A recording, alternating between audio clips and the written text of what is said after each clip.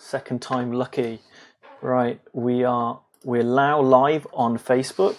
Hello, Facebook. I'm joined today by Amir Karkouti. Amir is my colleague, my friend, who's got a wicked sense of humour.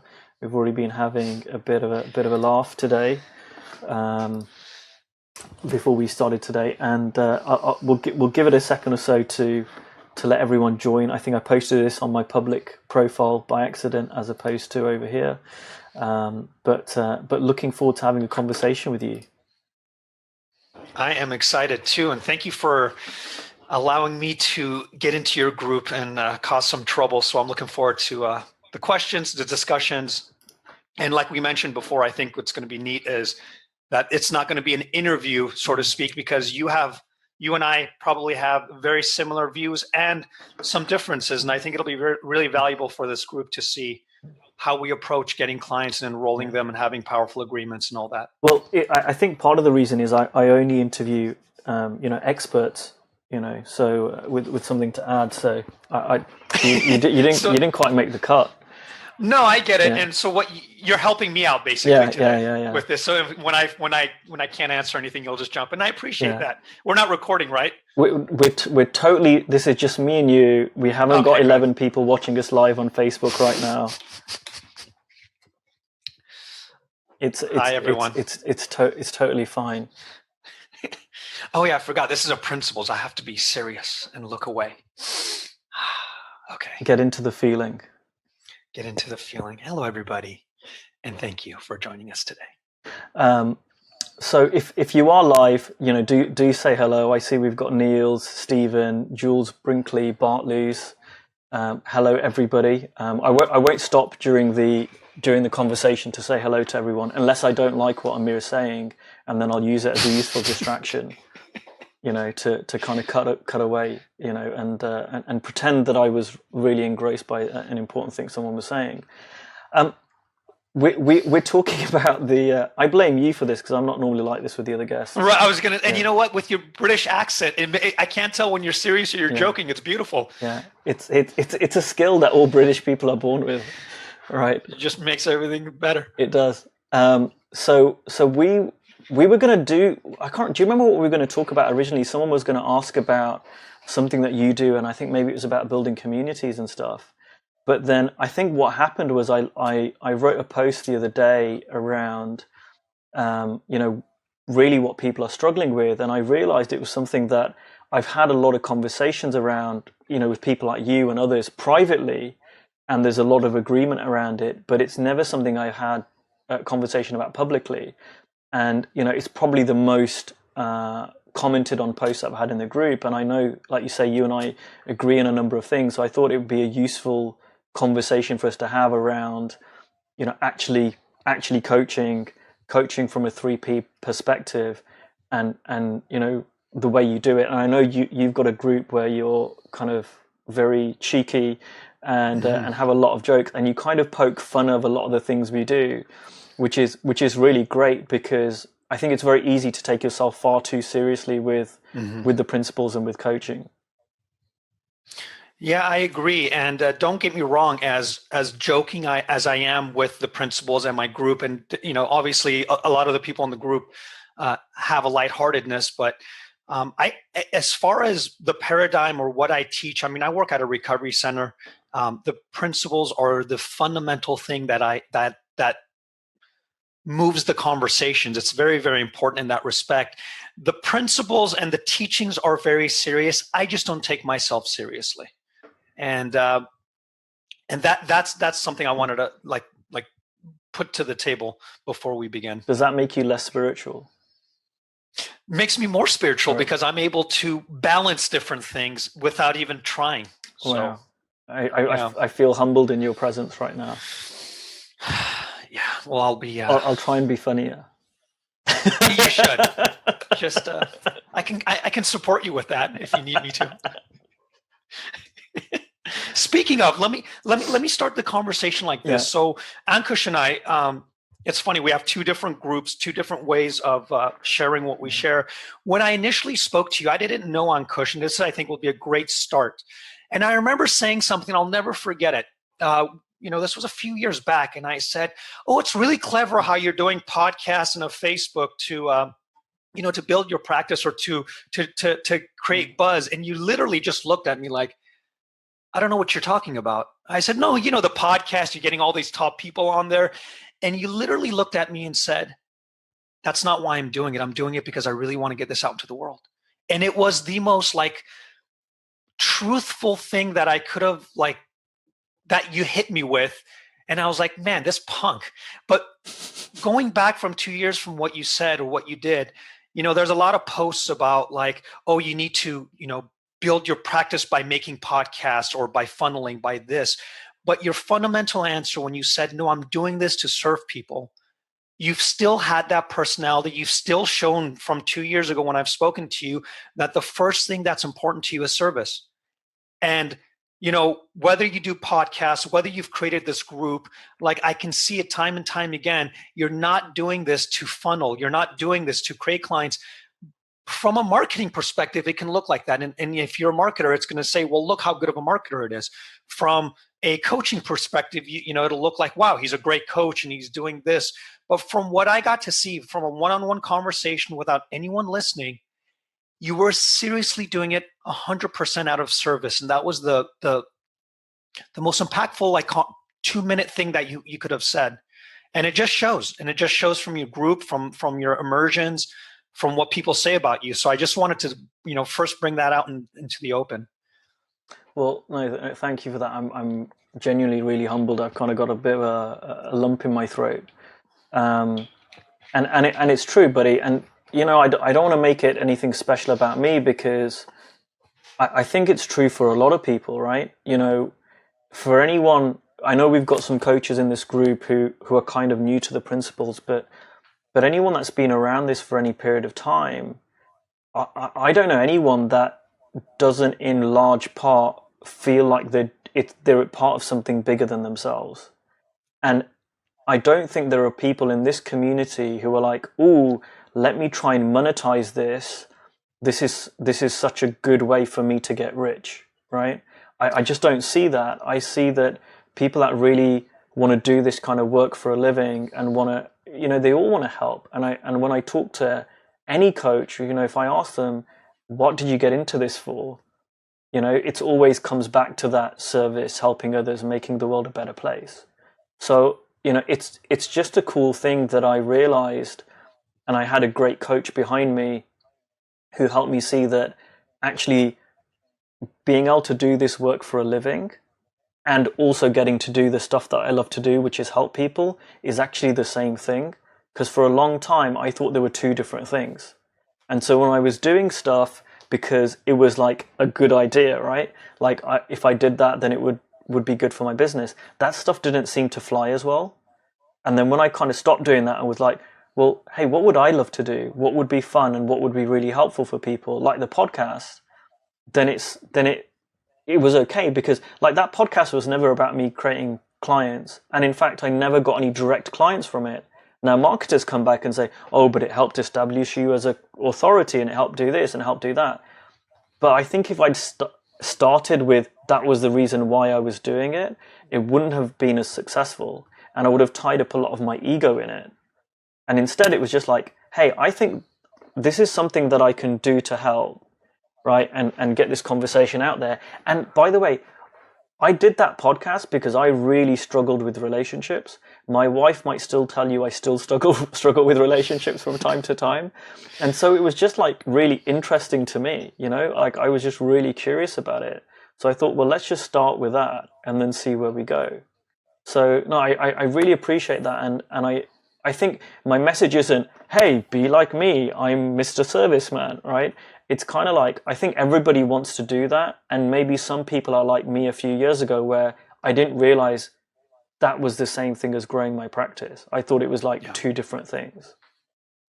I love that. And I will say to to get this going. So my first question would be, what is the biggest, just to kind of start, is there any questions first of all in the group? Because I'm not seeing the Facebook group. Yeah, so is there any we've just got people telling us that we look good. Neil says, looking good, gent. So I think that's a really important thing to state. I think so too. And Ty saying you sound grounded, which is obviously important. And a bunch of people just saying hello. Terry's left a nice comment saying Unkush is a master of being in service. I totally respect him for this. I've attended an 8-week webinar course with Steve Chandler and him, and he demonstrated this the whole way through. And what I love about that comment was it was actually a 12-week course. So it obviously felt shorter. Right. It means time flies when you're having fun, huh? Yeah. So apparently Steve Heath posted a question, but I can't see it. So let me see if I can. Steve, if you've posted a question, I don't know why it's not come up, but if you can post it again, sometimes Facebook misses out certain comments for some reason. We'll kind of get to that. And whilst we're waiting for that question to come through, I really want to say, Amir, you kind of joke around and, but I think, right back at you, what I've seen is with your group that you run, it's lighthearted. It doesn't come across as, oh, here's a really good way for me to market myself and create a bunch of clients. And I think that the more that you do that, I guess it's that overused word of authenticity, right? Yeah. The more authentic you are, but really like you're just you and you're having fun, the more people connect with you. And this is, and I'll just quickly say this, right? One thing that I learned from my coaches, coaching is all about relationship. It's all about relationship and connection. And the irony is we are built for connection as 3P coaches. That should be kind of one of our strong suits. And yet I know I forgot it, but I see you do that really, really well. Well, I will tell you I had a mind-bending insight when I was working with Rich. Originally, Rich had called me. I saw him at a Michael Neal event with Steve Chandler and Rich, and I'd never heard of this guy. And he, I raised my hand in the group and I said, well, what do you do with clients that don't want to pay you or don't show up in the conversations powerfully when you're having a coaching conversation? And he looked at me and says, I don't have that problem because I create my clients. And that blew me away. That was the first time I got a glimpse of just a very strong coach. And so I wrote him an email and said, wow, that was really impactful. And I shared with him what was impactful. And he called me and he said, well, what are you looking to do? I said, I want to be a coach with a lot of clients. And I have a book out at the time. It was called Do Nothing to Get Everything. And I said, I want that to be a bestseller. And I'd love you to help me with that. And he said, I'm not interested. And I was like, well, what kind of coach are you?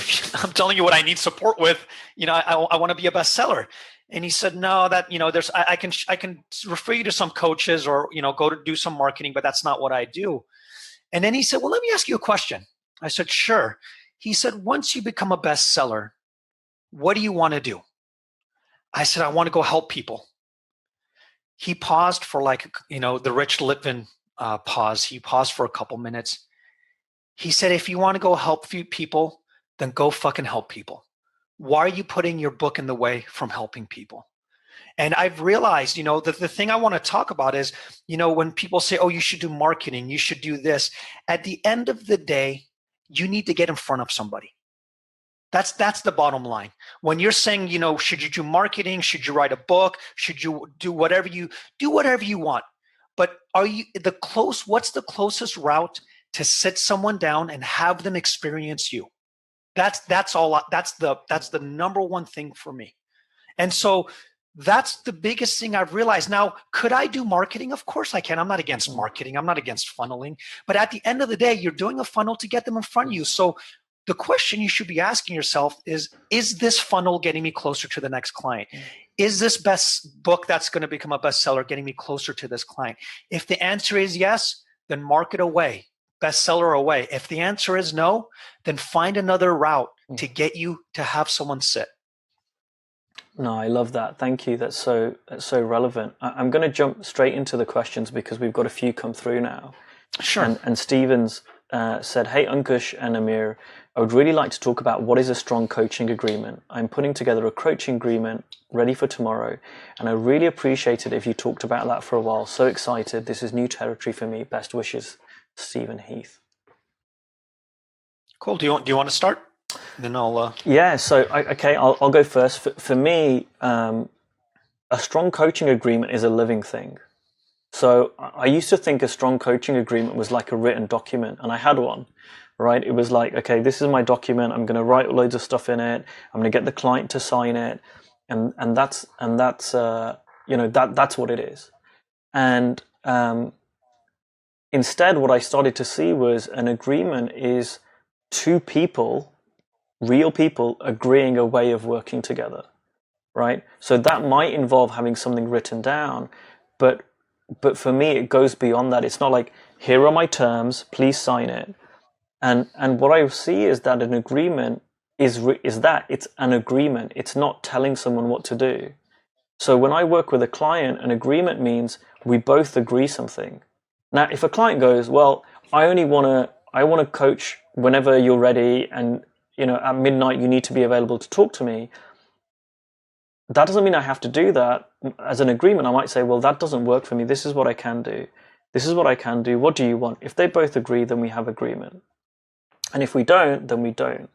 And so a strong coaching agreement is where there is that agreement between two parties. And for me, it's a real living thing, because what I found is, as I've worked with clients, there tends to be things that come up in that coaching relationship where they've got a different understanding of the agreement than I have.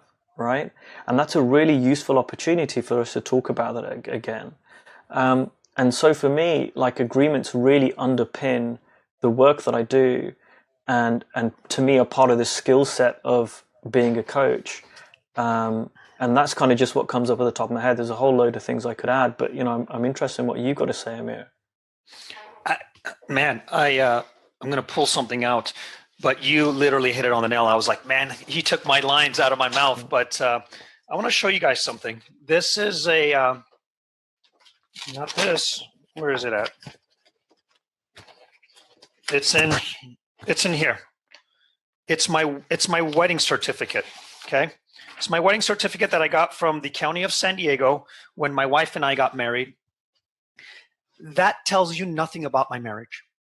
Absolutely nothing. It tells you that we got married, but doesn't tell the quality of our marriage. It doesn't talk about how we resolve fights. It doesn't say anything. It just says you got married. My marriage started as soon as I met my wife. It's the first date, the first text message is when my relationship towards my marriage started to happen. What people think, and that's why I think there's so many divorces, they think the marriage resolves creates a healthy relationship. The relationship creates the healthy relationship. So the biggest agreement that you can create with your clients is the first conversation you have starts the agreement.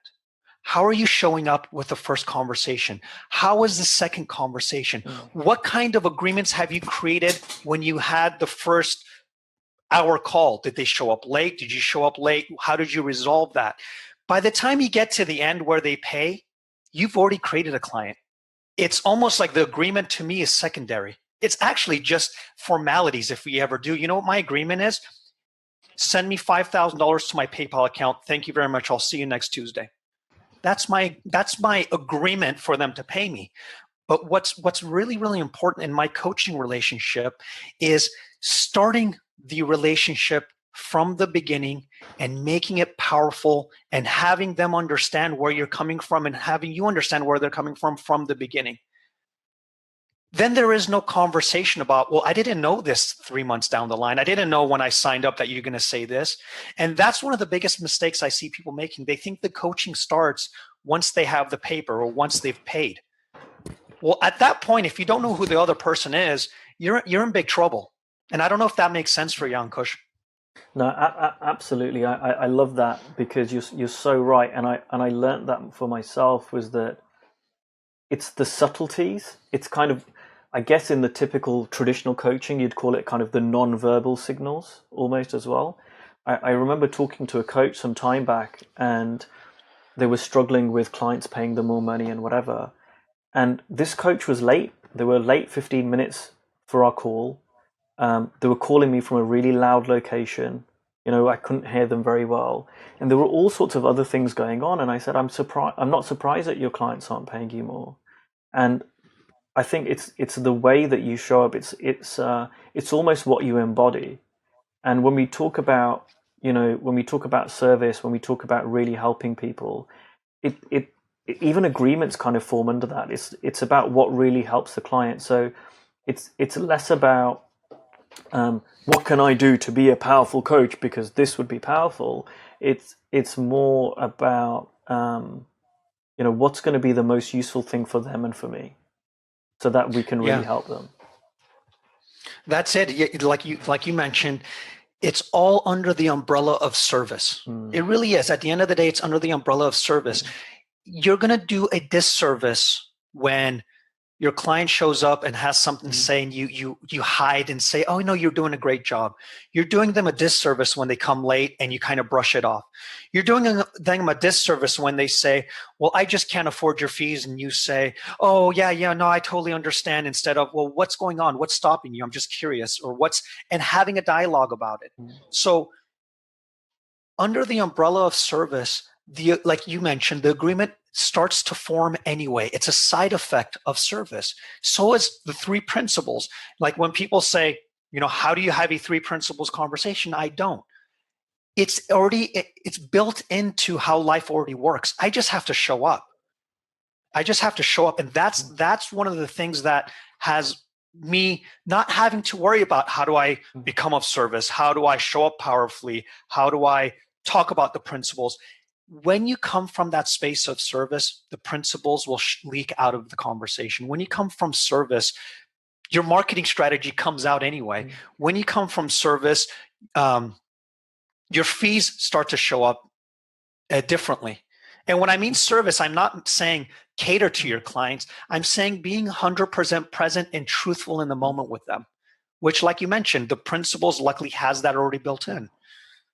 Stephen Heath is saying, I heard this, the agreement isn't in the words on the paper, it's in the ongoing relationship and connection. Bingo. Beautiful. Yeah. So, and you can follow that up with words. The words can be helpful, but you're right, the key to it is in the ongoing relationship and connection. That's beautiful. So I hope that's answered your connection. I hope that's answered your question, Stephen. And I hope it's been useful for other people to hear as well. And it seems like we've answered two in one go. Minor said, "Here's my question. I'm kind of new with 3Ps. I'm wondering how to start coaching with 3P, how to approach different topics based on 3P." He said he's just got his answer, so I don't know if we've answered it already. But I don't know if you want to add anything to that, around how to start coaching with a 3P or approach different topics. Well, as soon as you have a three principles understanding, leave it alone. Like, I don't coach from a 3P understanding or from whatever. I coach from what I see in the moment. Like for me, when the idea comes, how do I coach from a 3P understanding? That's a lot of thinking going into a conversation. If I'm waiting to try to figure that out, well, then I'm not going to be able to sit in front of someone and see what's going on in their world. So I don't coach from what's the weather like outside in San Diego, or coach from, being a Middle Eastern. It's all the same to me. That would sound silly if it was like, well, how do you coach when you find out you were, I don't know, whatever. You found out that you burnt your eggs in the morning. It's like, that has nothing to do with the conversation. And neither does, how do you coach from a 3P understanding? You just coach. You coach, you serve, and you listen, and you wash, rinse, and repeat. And the principles are already embodied into the conversation. It's in my experience, that's what I've seen. And the less I bring the principles into how I can bring the principles into the conversation, the more the principles tend to show up anyway, because it's less on my mind. And it's almost counterintuitive. You know what I mean? Yeah. Have you heard of the 3P police? No. So I made up this term about the 3P police, where I thought if I said something in a coaching session that was incorrect, the 3P police would come along, and you know, George Pransky would be there in a SWAT vest, breaking down my door and kind of dragging me Right. away from the phone, you know, and it's never happened. Funnily enough, he's never broken down my door, and I don't think it matters. I gave myself permission some time ago to do whatever made sense to me in the moment to help the client. And part of me was like, "Ooh, I don't know if I'm doing it right, but who cares? No one will know, right?" Right. But it's okay because I see that I would rather do that and help rather than not do anything. And the more that I coach, and then the deeper my understanding gets, which it does over time anyway, and it does for you and it does for everyone else, that impacts your coaching, right? And for me, you're right. It's like I've used something that looks like a technique with clients of mine or in my immersions. I've done something which is totally outside in, but it's come through me in the moment and it makes sense, and I've never done it again. And I think that's the difference between it being a technique and wisdom, because it's kind of like a one-off and it just shows up in the moment. I think it's brilliant. If someone asked me, how do you share the principles at the recovery center? I say, I have no idea. I'm too busy helping people. Like, I don't have time to think about that. I have to help people. I have to go and have a conversation with people. So to me, that question doesn't even cross my mind anymore. It used to, when I was insecure about, am I doing the principles right? Am I doing it incorrectly? And I still, from time to time, I still feel insecure, or a question arises, and my first instinct is, what would Michael Neal say? What would Jamie Smart say? What would the principles? And then I go, oh. And in that moment, a lot of times I come up with, wow, I don't know how to answer that question. Can you give me a moment? And then all of a sudden it comes back to me. In other words, even when I need help, whatever arises needs to come up. It's not when I say, well, what would the principals say? What would George say? It's that you already have built in understanding of what you need to say next. And sometimes not knowing is what you need to say next, and that's okay. Yeah, no, absolutely. It's kind of, silence is so golden, in those moments. It's funny because sometimes when I'm in those moments and I go quiet because I don't know what to say, that the client ends up coaching themselves quite a lot of the time. Yeah. Yeah. So it's funny because normally we speak a bit more before we get into questions, and the title of this was the practicality of having a 3P based coaching business. And we've touched on some of those things. I guess the question I've got for you, Amir, is like, what are some of the practicalities you've learned about a coaching business that you didn't know when you were starting out?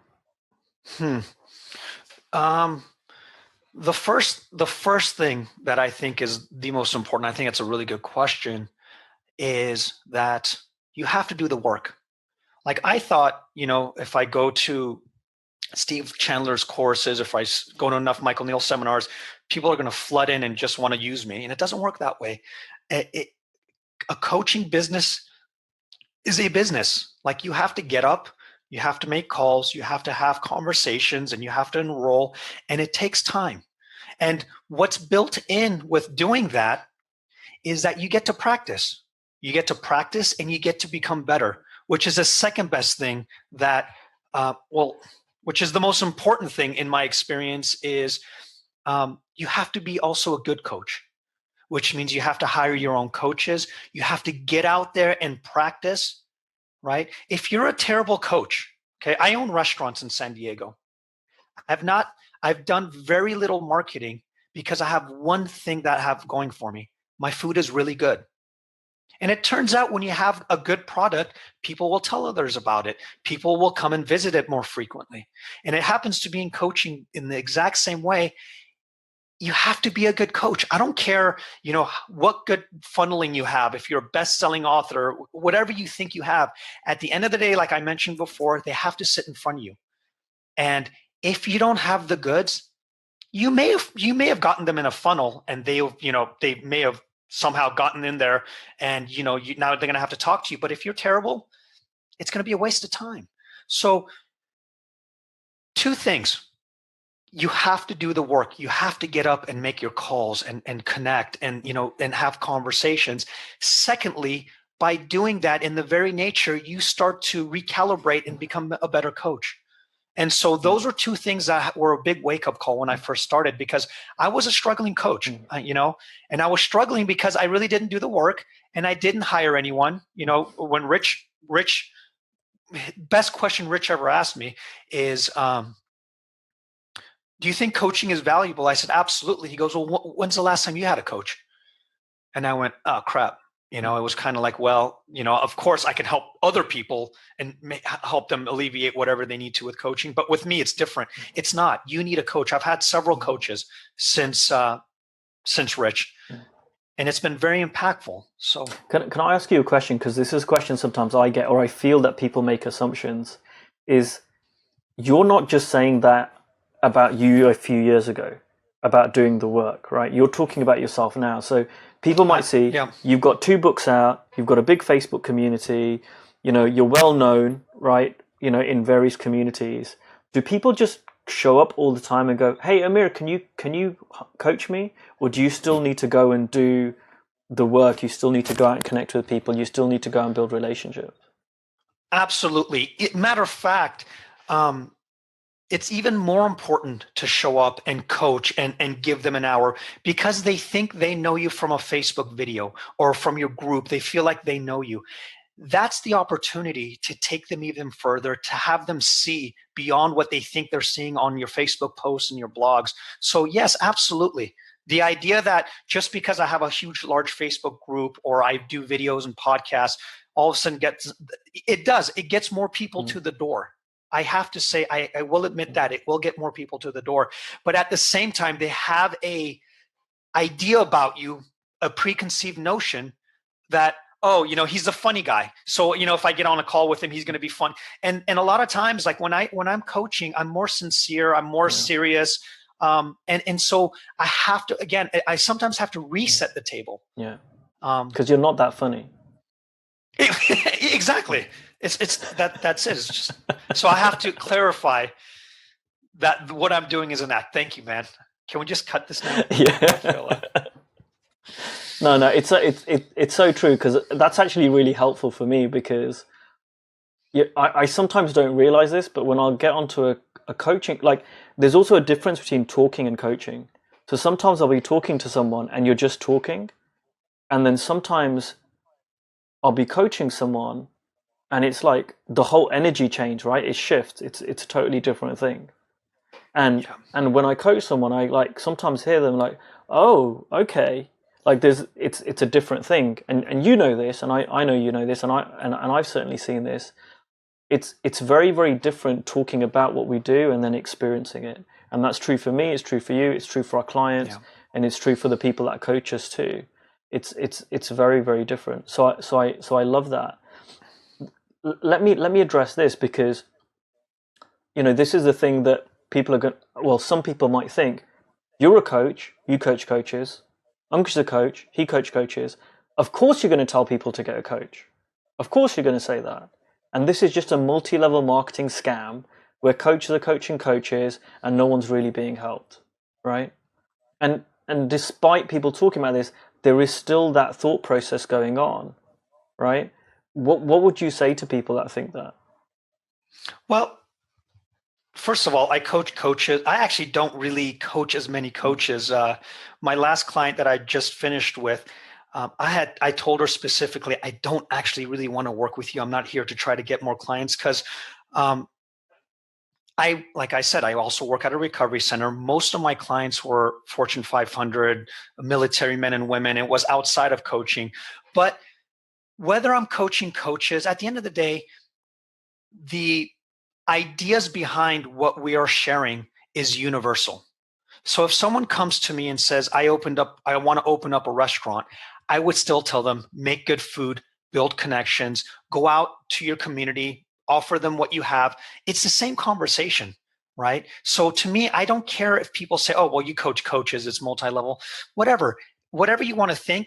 I'd rather have them come to me and learn that it's about service and it's about doing it for the person versus someone else that says, just go do some pay-per-click ads and get them into a funnel. And then, out of 80 people that sign up, you're going to get 5 and you're going to be, that'll be good enough for you.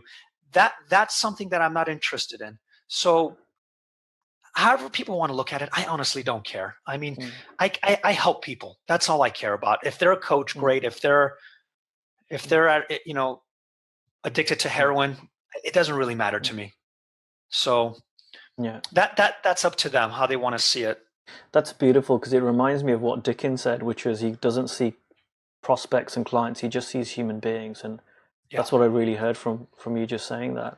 I'd love to hear more from the group. We love, Amir and I both love these to be interactive as much as possible. And, because this conversation's on the practicalities of having a coaching business, I'd love to hear the practical questions, and we've been getting some of them in the group, but feel free to ask us, anything around, the practical things you have got around coaching. I'm from the UK, Amir's from the US. We've got slightly different, practical maybe suggestions or thoughts, as well as if you've got real I'm struggling with this client, or I would like to work more with this kind of audience. Those sort of questions are great too.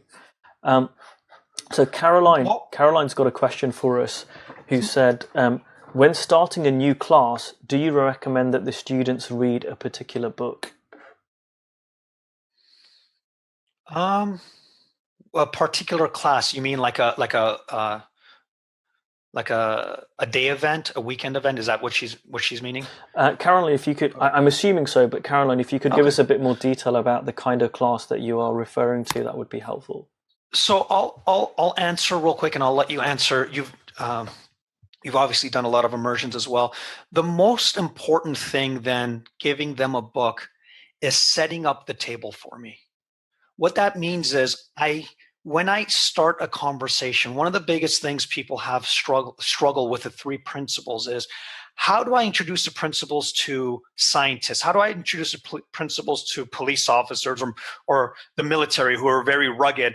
And I said, you have to set the table. And what I mean by that is, anytime I go into a recovery center, I start with, I'm not a therapist, I'm not a counselor. This is an exploration. So I don't want you guys to think that there are textbook answers that I'm going to give you. What the answers are, where the answers are within yourself. Now, while I'm doing this, it's already a principles conversation, but I'm setting the table where I'm not coming in saying, hi, my name is Amir, and I'm going to show you how life works. You probably have it wrong. Look, here's inside out, outside in, because they will be like, who the heck is this guy? So I a lot of times, more than anything, before I set up a group or a class, is I spend 15 minutes talking about what it's going to most likely look like for you, what to expect, and how to show up to get the most out of this conversation. Now, if that's part of my curriculum, then giving them a book, if it's worthwhile, I will give it to them. But the book isn't going to be the magic. It's how they see the group to begin with. That's the most important thing for me. Yeah, I love that. And I've done a bit of both, and I've played with this. So with one-on-one clients, I've given some of them books. But what I started to see was, it depends on how the client learns. So if I've got a client who hates reading, it really doesn't make sense for me to get them to do a lot of reading. Then I might send them audios or get them to watch videos. Or some clients, I've just not done any of that. But then on the other hand, I've even shared non-3P books. So when Steve and I did our event this summer for coaches, we shared Wealth Warrior with all of them. And then during the course, we gave them all a copy of Right Now, because it was relevant to what we were discussing at that time. When I do my immersion events, what I used to do is I used to give a gift at the end of each immersion event of a book. And what I found is that a lot of the time, it would be a great coaster, right? Because some people would read it, a lot of them wouldn't, because they were at the end of the event. So what I started doing was I would start giving a book out earlier on in the immersion, so that, whilst they're there, there's downtime. And I would build it in that they would read some of it, or I might point them to a certain part of the book. So like you say, it's really a tool, I find, for whatever I want people to get out. Now, Caroline says what she's talking about is a 6-week class on the principles. So for me, if I was doing that, if it made sense to me, or if there was a book that really helped me, I might share that book. But this is the other thing that I say. I share like a certain book. So whenever I say the books, people start writing them down. Oh, what was that? What was that one? What was that one? I share books that really have resonated with me. So Little Book of Clarity, Inside Out Revolution, Relationship Handbook. Right, there's about 6 or 7 that I really like. Right, I've read them, I resonate with them, and there's certain bits from them that I really want the client to get or I find relevant. Now, that doesn't mean the other books that I don't recommend aren't very good.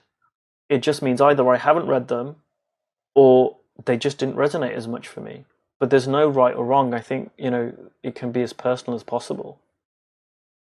Yeah, and to piggyback on that, the question is, are you using that book to replace the 6-week course, and not replace, but like, or are you using it in conjunction to make the course better? Because, and I'll tell you why I'm saying that. When I first started the Recovery Center, I relied heavily on Michael Neal's videos because I was terrified to show up by myself. So every day I'd put up a Michael Neal video and then be like, okay, let's discuss that, because I didn't know where to start. And then I went, oh, I see what I'm doing. I'm using Michael Neal as a crutch to replace me coming from with whatever I have. And slowly I started weaning off Michael Neal. Like a drug. Apparently I was, I was also an addict in the recovery group, ironically. And little by little, I started getting comfortable with coming with whatever it was. Now, the question she has to ask herself, are you using the book as a replacement because you're afraid, or you're trying to create some content because you feel like in 6 weeks you may not have enough content and that's going to help you? Or are you using it to further enhance the 6-week course? Yeah. If it's the latter, by all means do it. Like you mentioned, it's just a tool. It's not a secret. It's not a magic bullet, like anything else. You are the magic bullet, and your relationship with your group for the next 6 weeks is going to be the magic bullet. Steven's got another question. Have you ever sacked a client? I don't think he means put them in a sack. I think he means fired. I was going to say, wow. Like a reverse Santa Claus thing. I don't know. I never have, and I'll tell you why. Because like we mentioned with the agreements, I spend majority of my coaching setting up the agreement before I even begin with them. So I already know how it's going to be before they've signed up with me. So I've never had to sack anyone because I choose my clients. They don't choose me. And I make that very clear. As speaking about setting up the table, I let them know if it's not a right fit, I'm going to spare you and let you know, during this conversation, if you're okay with it. What are your thoughts on that? I've been close. I guess I'm maybe not as clear on my agreements as you. I've been close to firing a couple of clients. The 2 times it's happened, I was lucky that I had a coach, Steve. And when I spoke to Steve, he the first time he said, no, this is your own fault for signing on the client. You got to stick with it. Yeah. And it was genuinely, it was a great lesson for me to stick through that coaching package. And then it made me a better coach because I got really clear on what I was going to deliver and what I wasn't. And the reason I want to fire the first client was they were taking up too much of my time, messaging me left, right, and center. And I realized there's an opportunity to go back and recreate an agreement. The second time was the client was really out of integrity, and they weren't sticking to our agreement. And again, I was like, Steve, I want to fire this client, and Steve said, well, this is actually perfect. This is a coaching opportunity. And so both times it's been really good learning lessons for me, and it's helped me be a lot more picky now and be more careful about my agreements when starting to work with someone new. Yeah, and now that you've mentioned that, I've never sacked a client, but I have been close as well. And I have done just that. So I take back that, I've been close to it like you have, because things happen in a coaching relationship. All of a sudden there's a breakup, they lose their job, and all of a sudden they think they don't need you, or, I don't have the money anymore because something happened. And like you mentioned, at that point is a perfect segue to have a new conversation, a new agreement, a new setup. It makes it even more impactful. So yeah. Rui's not got a question. He just says, Ankush, I don't think coaches need to have a coach as a rule, but instead leaving it open at the same time for exploration. Um, I think there's a saying that Steve had in his schools, which was "tools, not rules," and I think you're absolutely right. There's no rules in coaching. At some point, will I go through a phase where I might not have a coach? I don't know. And certainly don't take this as gospel. Don't take this as a way to do things. But I'll say something. I've never seen a really, really, really great coach who doesn't have a coach. And the best thing that I've spent money on is a coach. So, and what I will add is, and I always say this when I tell people about coaching, is like, be really picky. You know, like if this is a business that you're running, like this is a business investment. So as with any business, when they invest money in anything, they want to make sure it's a worthwhile investment. So if you're looking to hire a coach, don't just go like with the first one that comes along. You know, make sure it's someone that you know can help you as best as you know in that moment to help you get what you want, and try and come from a clearest place as possible. And then, ultimately ignore everything that I've said and trust your wisdom. Yeah, and to add to that, when people say, well, what, do you really need a coach? Why it was valuable for me. There's something about being a client for me that I get to empathize and understand when a client comes to me, when they're vulnerable, when they don't want to share something and they do anyway. So it's not so much that the coach is going to do something, but being on the other seat, on the other side did something for me.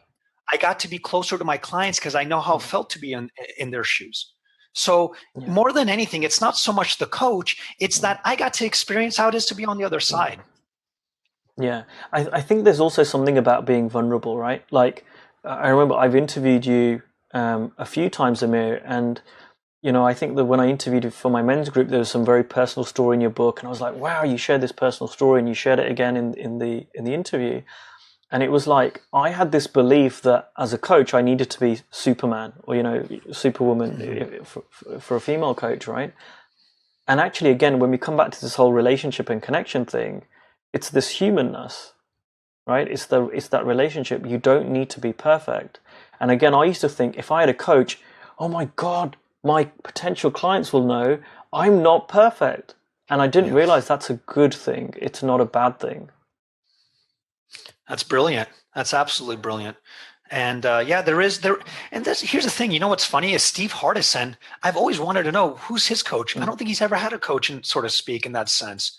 So, and he's stated that his coaches are his mailman, the person at the grocery store, and he doesn't have a coach. So, I mean, go ahead. The ultimate coach doesn't actually have his own coach. Well, this is a caveat. I might be lying, and I don't know if this is true, but I'm pretty sure that I heard before Steve started coaching. So I think whilst he was in his corporate job, Steve Hardison, he'd done hundreds of hours with Werner Erhard, is what I've heard. Well, there you go. Correct me if I'm wrong. Because I think this came up. I think someone asked Steve Chandler and said, well, what about Steve?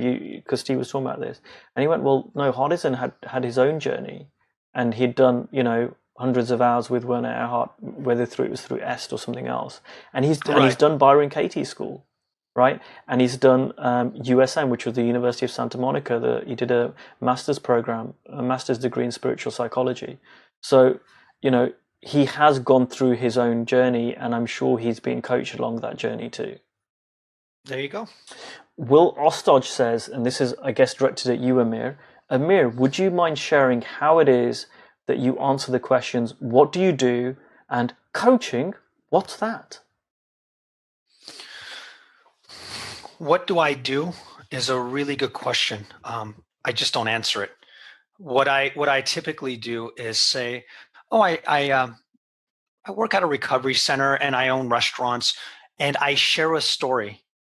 Well, it's funny because I don't only have restaurants. I had a struggling restaurant, and I was able to turn around within a year by having these kind of conversations with them. And what kind of conversations I had is I had coaching conversations, and every week I would meet with them and they would get an insight. Now I start telling a story about what's really true for me and what's happened. So I don't tell them that I'm a coach. I share a coaching story. I share a success story or a failure. I share a story in a recovery center that moved me. Um, and then I bring it back to the person I'm speaking to. This is for example, now this is really crazy. I know people are like, what would a coach do? But if you had a crazy question that you would want to answer, what would it be? Just out of curiosity, you'd be surprised how many people get excited because they've never been asked that before. And so immediately that starts to happen. And you go, wow, that's the kind of questions I get in my coaching with my coaching clients. That's awesome. When we start to pick it apart, what ends up happening is they start to get curious about coaching because now they kind of they're getting a little bit of a taste. Now, here we go back to what we mentioned in the beginning. The coaching has just started. This is very important. When someone asks you, what do you do? I automatically go, this can go two ways. It could either be just a question and they're just curious, or they really sincerely want to know and something may come of it. And if I get a sense that that's where it's going, I will say, look, if you want to continue this conversation, why don't we set something up? If you want to know what coaching really is, why don't I give you an experience? Are you available next Tuesday? And I make it very clear. And if they say no, that's fine. But I lay out the groundwork immediately. If I see a potential client, if I see someone that's sincerely interested, and it doesn't have to be icky, it doesn't have to be dirty. It just people have no idea what coaching is. And the best way to have them experience it is what? For them to experience it. I love that. That's such a great example. And I can't remember if I heard Rich Litvin say that for the first time, and I've kind of done that from time to time as well, of just say, well, it's hard to explain. But here's, like, I love what you said. I work in a recovery center, but I've sometimes said, well, I'm writing a book. I run a couple of Facebook groups. I do events, training events. It's more something that can relate to. And here's an example of a client of mine. One client, he was addicted to pornography, and I've been working with him, and it really wasn't about the pornography. And I've got another client who's a VP of cybersecurity in the USA. Oh, and I've got another client, and it starts to give more than, well, this is what coaching is, and there's 3 principles, but don't worry about them. And there's a guy called Sydney Banks, but yeah, like, this is not a cult. I find I trip over my feet. It's a lot easier just to talk about the outcome. So I love that answer. And if you're new, real quick, if you're new and let's say you don't have any clients, then talk about something that excites you, a book that you've read, and something that you want to bring into your coaching. It doesn't have to be anything. I'm sure even if you haven't had a paid client, you've probably helped someone somewhere. And that's enough. Just something that lights people up. And a lot of times when you have a personal story, it lights people up. Yeah. Or talk about your own stories of coaching. I find they're just as impactful to talk about when you've been coached as it is to talk about whatever. And I don't know if this is right or wrong, Amir, but I talk about other people's clients, right? So when I was starting out, I would say, well, I do coaching. It's hard to explain the kind of coaching I do. Well, let me tell you, one of my colleagues or someone who does the same work as me, they've worked with BAE systems and they've brought in how the mind works, which really had a big impact on them, right? And one of my colleagues does this, and some people might not like that. Let me tell you something. Anyone that's in this group, I'm happy for you to call me a colleague and give examples of work that I do. I agree. Right? I'm totally okay with that.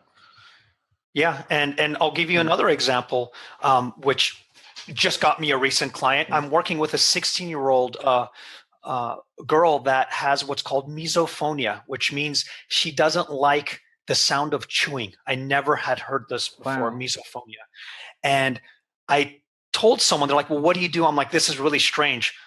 On some days I wake up and I help heroin addicts, and other days I sit and I speak to a 16-year-old who has misophonia. Do you know what that is? No. And it's this, and I say, but the interesting thing about someone who's addicted to heroin and someone who has misophonia, they are creating their situation from the exact same space. And it turns out some of my Fortune 500 clients, the way that they think, that has a direct that is exactly the way that a heroin addict is addicted to their substance. And they go, wait a minute, what are you talking about? And that right there starts a conversation. And from there, you can go back to them. Now, let me ask you something. Is there something in your life that is totally getting in the way of what you're doing, whether it's in your relationship. Well, now guess what? I've just set up, and again, I set up the table. Yeah. And people love that. People love that instead of, like you mentioned, saying, well, I have it's called the 3 principles. Like, no one cares what that is. People know stories. They don't know what, Yeah. It's like people don't want to know the math behind the rocket ship. They want to know how it was to be in outer space. Absolutely. Right? Absolutely. It's like if someone asks you about your website, they don't care how you've coded it. Right? If what it like no one cares about the thing behind it. They want to know the result. Like you say, the rocket ship was probably a much better example than my website one.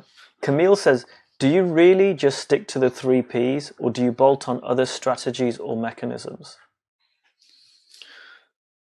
You want to? My answer is neither, right? So I don't just stick to the 3 Ps, and I don't just bolt on other strategies or mechanisms. So for me, the 3 principles, like my understanding of the principles informs my job as a coach, right?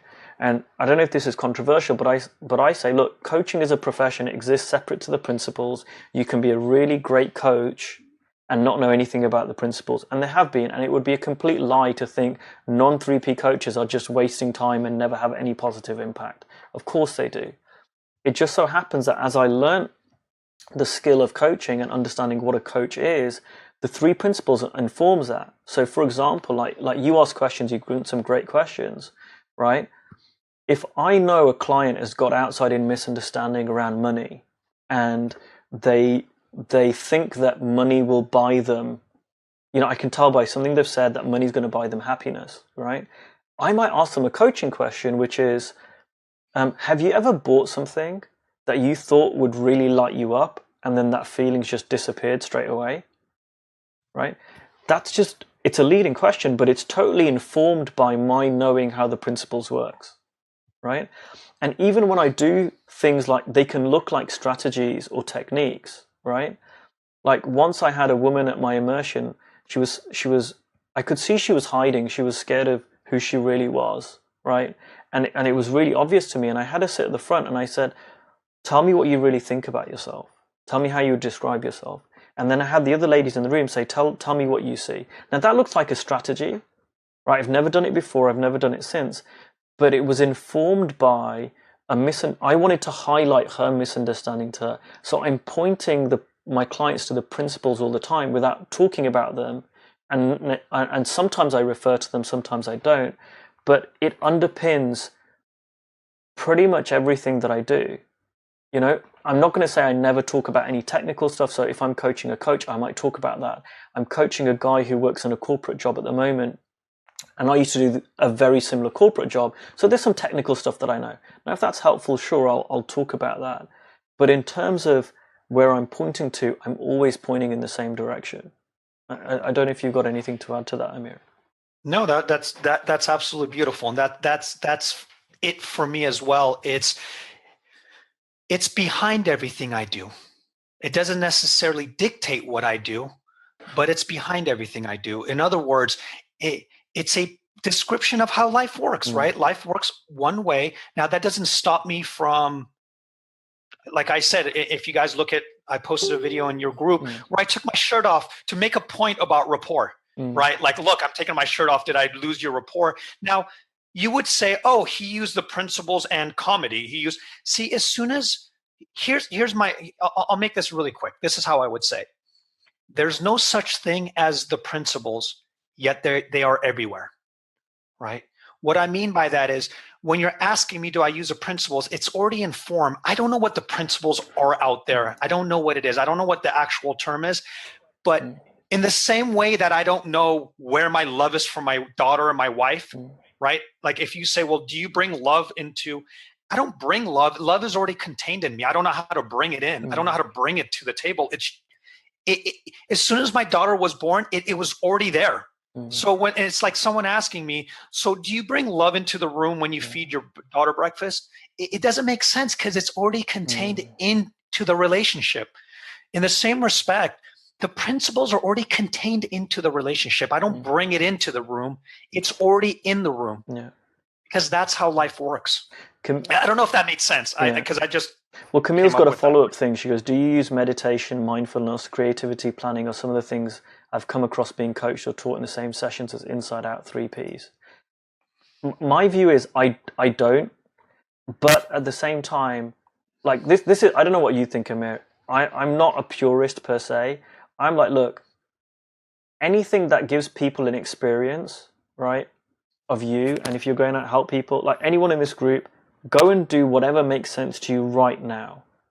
At the same time, I found the deeper that I've gone in with the principles, right, that's informed how I do stuff. So I would encourage anyone to keep going deeper, right? And that will evolve. But what I think is a little bit dangerous sometimes is people going, no, you've got to do it the pure way, you've got to do it the right way, or the 3P police will come along, right? Yeah. And then people don't do anything and they don't start. Yeah, and I love that. There's the pure way, or there's your way, which is what you're seeing in the moment. And I will tell you, there are times where I look back for what I said a week ago, and I'm like, how could I say that? Because I've got a newfound understanding in this moment. And as I evolve and as I see new things, it changes from what I did yesterday. But what I did yesterday was true in that moment. That's what's important.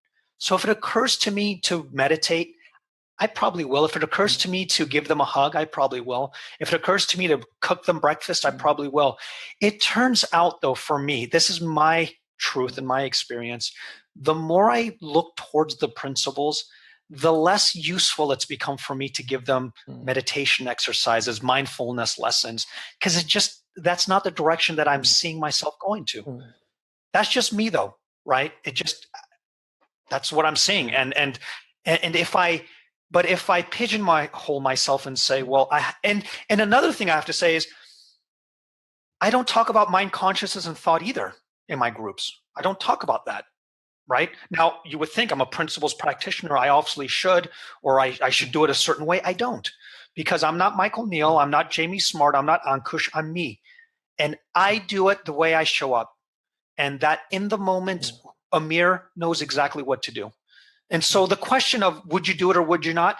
I don't know. Ask the Amir tomorrow. He might do meditation tomorrow, but if you ask the Amir next Friday, he would think that meditation is the worst idea. Yeah. So it depends on what Amir you get. Clesia says, loved Amir's example, love is contained in the relationship. So, and Camille says, thank you for that answer. And we've kind of gone over time. This is the most number of people we've ever had on a Facebook Live. So, awesome. Hopefully people have resonated with this. Are there any kind of final words of wisdom you want to impart to the group around the practicalities of having a 3P based coaching business? Yeah, anyone that's listening, this is the most important thing. What you have going for you is that you have the truth of how life works, which means the best coach that has the best tools will not supersede you, who knows how the mechanism, the paradigm of how life works. By you having that on your side, you messing up will be part of the transformation for others. You showing up and being unsure of yourself will be part of the transformation of others. In other words, you cannot mess up because you have this understanding, this gift. You're bringing love into the room, even if you don't know how to express that love. And by you having this understanding, it was a game changer for me. And I don't know if you feel that way, but that's the the biggest practicality of this is we have truth on our side. I love that. I was in and around personal development for 10 years. When I came around the principles, I thought I knew it all. I said to Jamie Smart, Jamie, I don't want any more personal development. And I thought I really did. I thought I had more than enough to really help people and change their lives. And when I came across this, it was so impactful and so helpful. That's why I was like, oh, I've been around even though I'm quite young, I'd been around personal development for 10, 11 years. I'd never come across anything as impactful as this stuff. Yeah. And so you're right. I think that's the secret weapon that as coaches in our profession we have. And, as long as we see that there is also the professional side, once you've got both those things together, I think we're really unstoppable.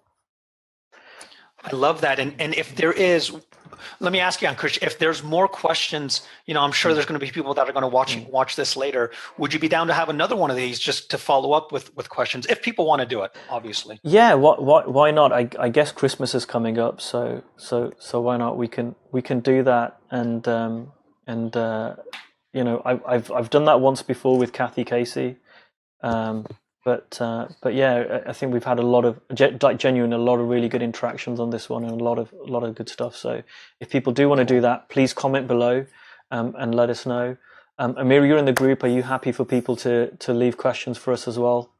Absolutely. I love your group, man. You have such quality people in your group. Great questions. The two biggest places I go in groups is my group and yours, to be honest with you. So yeah. I love it. Yeah. Same. I come to mine when I'm feeling serious, and I go to yours when I'm feeling a little bit cheeky. Exactly. Right. So we've got both bases covered. Great. Well, thank you so much for today. This has been really appreciated. I hope everyone has liked this. And please let us know whether you agree or disagree. We're not here to convince people of anything in particular. I'm happy to have dissenting opinions, and I'll look forward to doing the next one of these. Thank you very much. Awesome. And if you have any dissenting opinions, please send them to Ankush. Right. Thank you.